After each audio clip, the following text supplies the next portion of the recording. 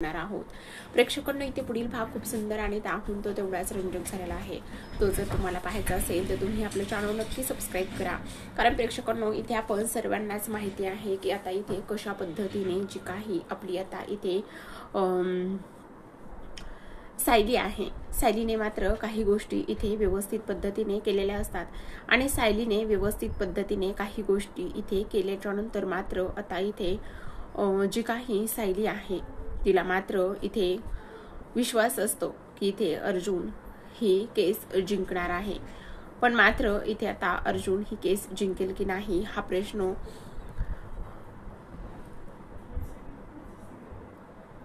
खूपच महत्त्वाचा असतो, कारण आता इथे प्रेक्षकांनो जी काही सायली आहे ती इथे विचार करत असते की आता ह्या ज्या काही गोष्टी आहेत त्या ह्या पद्धतीने झालेल्या आहेत, पण असं मात्र व्हायला नको की आता सर्वात महत्त्वाची आणि त्यासोबतच आता इंटरेस्टिंग अशी गोष्ट म्हणजे प्रेक्षकांनो की जी काही सायली आहे ती आता तिने एक कागदावर लिहून दिलेलं असतं की जे आता इथे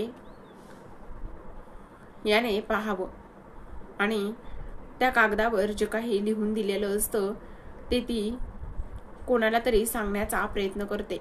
कोणाला म्हणजेच की सीमाकडे तिने आता ती चिठ्ठी दिलेली असते आणि सीमाकडे तिने ती चिठ्ठी दिल्याच्या नंतर आता इथे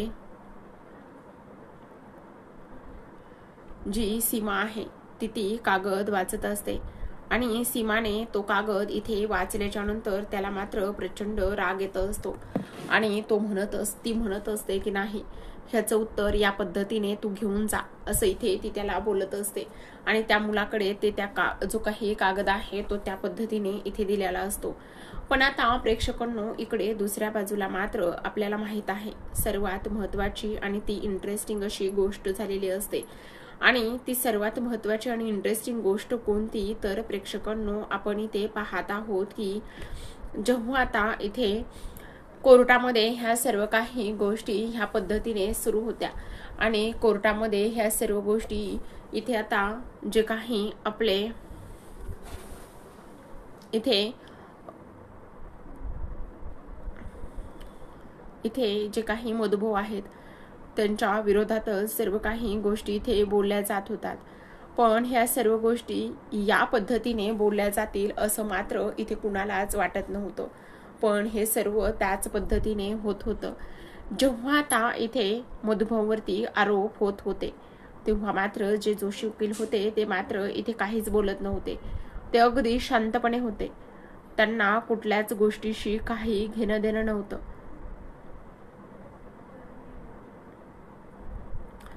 त्यांना असं वाटत होतं की नाही, आपल्याला इथे कुठल्याच गोष्टीशी काही संबंध नाहीये। ते मधुभाऊंचे वकील म्हणून सुद्धा इथे नीट वागत नव्हते की काही गोष्टी इथे करत नव्हते, त्यामुळे जो काही आता इथे आपला अर्जुन आहे त्याला मात्र इथे प्रचंड राग येत होता। त्याचं असं म्हणणं होतं की या माणसाने केस तर घेतलेली आहे पण हा काहीच कसा बोलत नाहीये असं इथे त्याचं म्हणणं होतं, पण ही गोष्ट अगदीच बरोबर होती, कारण आता इथे तो जो काही वकील आहे तो मात्र इथे काहीच गोष्टी बोलत नव्हता, त्यामुळे आता सर्वांना थोडासा प्रश्न पडलेला होता। म्हणजे जे महत्त्वाचे म्हणजेच की आता इथे मधुभाऊंना सुद्धा प्रश्न पडलेला होता, पण आता कोर्टाने साक्षीच्या बाजूने जे काही पुरावे ऐकलेले असतात आणि साक्षीच्या बाजूने जे काही पुरावे इथे त्यांनी ऐकलेले असतात आणि ते पुरावे ऐकल्याच्या नंतर इथे तिची निर्दोष अशी मुक्तता केलेली असते आणि तिची निर्दोष अशी मुक्तता केल्याच्या नंतर आता मधुभाऊंना खूप मोठा धक्का बसतो। त्यांचं असं म्हणणं असतं की हा सर्व काही काय प्रकार आहे आणि टास्क इथे आता जी काही साक्षी आहे तिला तुम्ही असं ह्या पद्धतीने निर्दोष मुक्त करत आहात, नेमकं काय समजायचं आम्ही असा इथे मधुभाऊंच्या डोक्यामध्ये इथे आता असा विचार येऊन जातो। मधुभाऊंच्या डोक्यामध्ये असा इथे विचार येऊन गेल्याच्या नंतर आता जी काही साक्षी आहे ती खूपच आनंदामध्ये असते, कारण इथे त्यांनी कोर्टामध्ये तशाच पद्धतीचं कारण दिलेलं असतं, कारण कोर्टामध्ये असं दाखवलेलं असतं की साक्षीचा एक सावत्र भाऊ आहे आणि जे महिपत शिकरे आहेत ते त्यांच्याशी नीट बोलत नाहीत आणि त्यामुळे मला त्यांना इथे चोरून लपून भेटायला जावं लागलं आणि त्याचे अंत्यसंस्कार हे मला करावे लागले, म्हणून मी इथे गेले होते, असं जी काही साक्षी आहे तिने सांगितलेलं असतं. आणि तेव्हा इथे कोर्टाला तिचं जे आहे ते पटलेलं असतं. पण आता इकडे मात्र जो अर्जुन आहे त्याला असं वाटत असतं की कोर्टाने तिच्या ह्या बोलण्यावर कसा काय विश्वास ठेवला, त्यांनी तिच्या ह्या बोलण्यावर इथे आता विश्वास ठेवायला नको होतं, असं इथे अर्जुनचं म्हणणं असतं. पण प्रेक्षकांनो, इथे तर आता जी काही साक्षी आहे तिने ह्या सर्व काही गोष्टी इथे या पद्धतीने सांगितल्याच्या नंतर कोर्टाला भाग पडलेलं असतं तिच्या ह्या बोलण्यावरती विश्वास ठेवायला. त्यांच्याकडे कुठलाच पर्याय सुद्धा आता इथे शिल्लक नसतो. आता जेव्हा जो अर्जुन आहे तो इथे बाहेर येतो आणि बाहेर आल्याच्या नंतर मात्र आता इथे तो घरी जाण्याचा प्रयत्न करत असतो. पण तेवढ्यात आता इथे जी काही आपली प्रिया आहे, प्रिया मात्र तिथे येते. प्रिया तिथे आल्याच्या नंतर एक गोष्ट पाहते आणि ती अर्जुनशी बोलायला जाते. अर्जुनला मात्र तिचा प्रचंड राग येत असतो. त्याला तिच्याशी काहीच गोष्टी बोलायच्या नसतात. तो बोलत असतो की मला तुझ्याशी इथे काहीच बोलायचं नाहीये, प्लीज, असं म्हणून तो तिथून जायला लागत असतो. पण प्रिया बोलत असते आणि चैतन्य सुद्धा इथे आता तिच्याशी बोलायला जातो आणि तिला म्हणतो की तू आमच्या ह्या गोष्टीमध्ये न पडलेलीच बरी, आम्हाला तुझ्याशी काहीच आणि कुठल्याच गोष्टी इथे बोलायच्या नाही, असं इथे जो चैतन्य आहे तो सुद्धा सांगत असतो. चैतन्याने आता ह्या गोष्टी इथे सांगितल्याच्या नंतर ती त्याला बोलत असते, मी तुझ्याशी बोलत नाही आणि त्यामुळे इथे तू माझ्याशी बोलायला सुद्धा येऊ नकोस, असं इथे ती मुद्दामूनच त्याच्याशी बोलण्याचं काम करते. तेव्हा आता अर्जुनला प्रचंड राग येतो. इकडे मात्र जेव्हा कल्पनाने ती चिठ्ठी वाचलेली असते आणि कल्पनाने ती चिठ्ठी वाचल्याच्या नंतर तिला राग येतो आणि अजूनच ती सायलीवरती इथे आता चिडण्याचं काम करत असते. तिचं असं म्हणणं असतं की काय म्हणायचं ह्या मुलीला, कुठल्या मातीची बनलेली आहे, एवढं सगळं होऊन सुद्धा हिने ही चिठ्ठी पाठवलेली आहे. आणि त्यामुळे तिचा राग जो आहे तो मात्र इथे आता 7व्या आसमानावरच जाऊन पोहोचलेला असतो.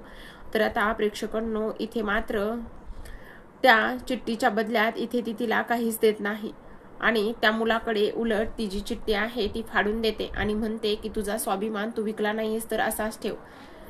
आणि ह्या सर्व काही गोष्टी आता इथे ती बोलल्याच्या नंतर मात्र प्रेक्षकांनो, तो मुलगा जाऊन सायलीला ह्या सर्व गोष्टी इथे सांगण्याचं काम करतो आणि तेव्हा सायली खरंच खूप दुखावलेली असते. तर आता इकडे दुसऱ्या बाजूला जो काही अर्जुन आहे, अर्जुनला मात्र महिपत शिकरे आणि त्याचबरोबर इथे आता साक्षी शिकरे येऊन बोलत असतात की आमचा इथे कोर्टामध्ये जो काही निकाल होता तो तुम्हाला कसा वाटला, तुम्हाला तो निकाल ऐकून इथे आनंद झाला नाही का, असं इथे ती बोलत असते. आणि तेव्हा मात्र इथे आता अर्जुन जो आहे तो मात्र इथे खूप चिडतो. चिडलेला जो अर्जुन आहे त्याला आता इकडे जाऊन सायलीला भेटायचं असतं आणि तेव्हा तो सायलीला भेटायला सुद्धा निघालेला असतो. तिथे गेल्याच्या नंतर मात्र महिपत जे काही मधुभाऊ आहे ते मात्र इथे आता अर्जुनला सायलीला भेटू देत नाही. ते म्हणत असतात की नाही, तुझी हिंमत कशी झाली इथे तिला भेटायला येण्याची, तू समजतोस कोण स्वतःला, इकडं अनेक गोष्टी इथे आता ते त्याला बोलत असतात. आणि त्यांनी ह्या सर्व काही गोष्टी आता बोलल्याच्या नंतर अर्जुन बोलत असतो, दुनियातली अशी कुठलीच ताकद नाही की ती सायलीला आणि मला इथे वेगळं करू शकेल, असं इथे तो बोलत असतो. तर आता प्रेक्षकांनो, इथे आजच्या भागामध्ये एवढंच. उद्याचा भाग जर तुम्हाला पाहायचा असेल तर तुम्ही आपलं चॅनल नक्की सबस्क्राईब करा, कारण इथे आता उद्याच्या भागामध्ये तर आपण असं पाहणार आहोत की आता इथे जो काही आपला इथे अर्जुन आहे, अर्जुनला एक गोष्ट इथे करायची असते आणि ती म्हणजेच की जेव्हा आता इथे मधुभाऊ आजारी असतात आणि मधुभाऊ आजारी असल्या कारणाने आता इथे ते हॉस्पिटलमध्ये जाण्यासाठी नकार देत असतात, कारण हॉस्पिटलमध्ये जर आपण गेलो तर खूप काही पैसे इथे लागतात असं त्यांचं म्हणणं असतं. तेव्हा आता जो अर्जुन आहे तो मात्र इथे आता फ्री मध्येच कॅम्पेन काढत असतो आणि इथे अनाऊन्स करत असतो त्या चाळीतल्या लोकांना फ्रीमध्येच दवाखाना आहे, फ्रीमध्ये चेकअप आहे, असं म्हणून तो सर्व गोष्टी सांगत असतो. आणि त्याने ह्या सर्व गोष्टी इथे सांगितल्याच्या नंतर आता सायली बाहेर येते आणि मधुभाऊंना इथे उपचार घेण्यासाठी सांगत असते. तेव्हा सायली खरंच खूप खुश होते आणि अर्जुन तिला म्हणत असतो तुमच्या चेहऱ्यावरचा आनंद पाहण्यासाठी मी काहीही करू शकतो असं म्हटल्यामुळे सायली मात्र खूपच जास्त खुश झालेली असते.